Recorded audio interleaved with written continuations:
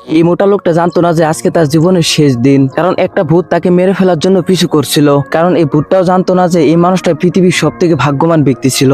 এরপরে তাকে মারার জন্য ভূতটা তার উপরে একটি লিফট ফেলে দেয়, কিন্তু তখনই এই লোকটা একটি সোনার কয়েন দেখে নিচু হয়ে যায়, যার কারণে লিফটটা এই লোকটার মাথায় না লেগে সে ভূতের মাথায় লেগে যায়। এরপরে এই লোকটাকে মারার জন্য ভূতটা বারবার চেষ্টা করতে থাকে, কিন্তু ভূতটা তাকে মারতে পারতেছিল না। আর এই লোকটি নাচতে নাচতে গরিবদেরকে সোনা বিলাইতে থাকে, যা দেখার পর সেই ভূতটা এই লোকটির উপর অনেকটা রেগে যায়। তারপর সেই লোকটি দেখতে পায় একটি ছোট্ট পাখির বাচ্চা তার বাসায় থেকে পড়ে গিয়েছে। এর জন্য লোকটি পাখির বাচ্চাটাকে বাঁচানোর জন্য তার দিকে যেতে থাকে, কিন্তু তখনই এই ভূতটি কয়েকটি ধারালো লোহা উঠিয়ে সেই লোকটিকে মারতে চেষ্টা করে। সে যখনই পাখির বাচ্চাটাকে উঠাতে যায় তখনই আবার তার জীবন বেঁচে যায়, যার ফলে ভূতটা অনেকটা রেগে গিয়ে তার হাতের বুটটি ডেল দিয়ে মাটিতে ফেলে দেয়। কিন্তু সেই লোকটি ভুল করে বুটের উপরে পাড়া দেওয়ার কারণে সেই লোকটি পিছলে যেতে থাকে। লোকটা স্লিপ খাওয়া দেখে ভূতটা অনেকটা খুশি হয়ে যায় আর ভাবতে শুরু করে এবার গাড়ি হাতে ধাক্কা খেয়ে সেই লোকটি মারা যাবে। কিন্তু এই লোকটা আরামসে সেই রুটটি পার হয়ে যায়, যার কারণে ভূতটা হার মানে আবার মাটিতে চলে যায়।